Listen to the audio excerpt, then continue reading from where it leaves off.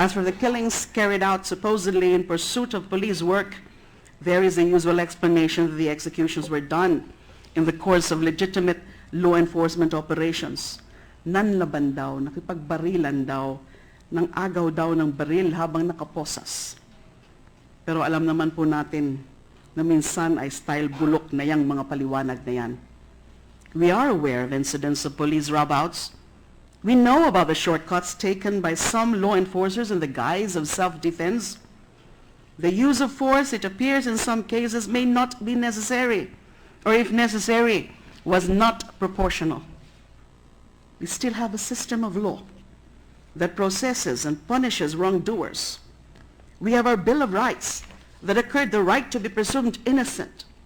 What is worrisome in this situation is that the war on drugs is becoming a convenient pretext for misguided or utterly corrupt law enforcers to kill just anyone.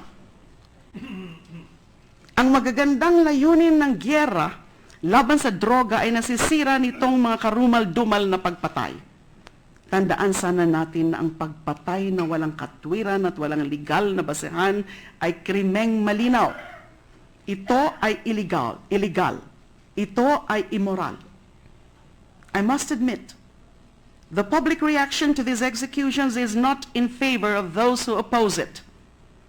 A 91% approval rating for the president and what he stands for is a formidable record.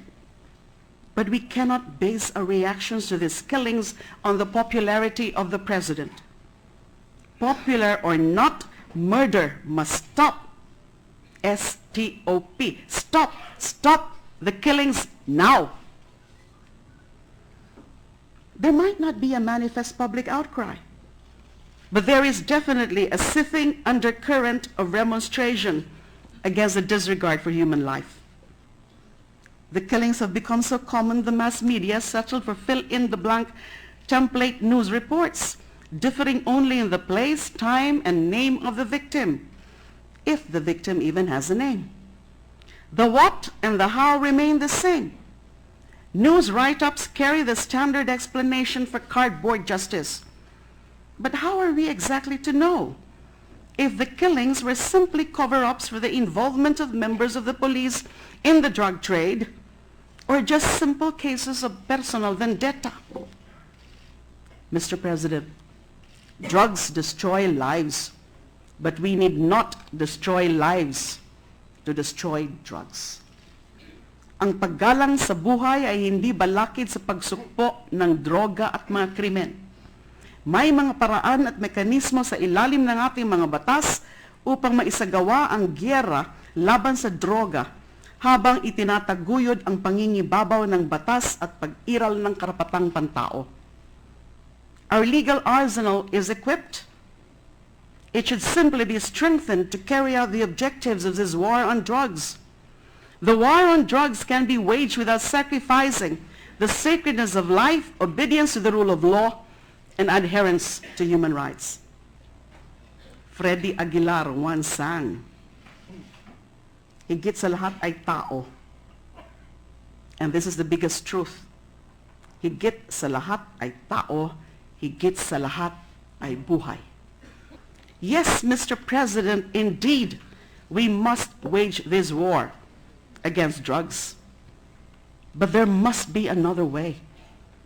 There has to be another way. There must be a way other than this method that brings us to our collective descent into impunity, fear, and ultimately utter and complete inhumanity. We cannot wage the war against drugs with blood. We will only be trading drug addiction with another more malevolent kind of addiction.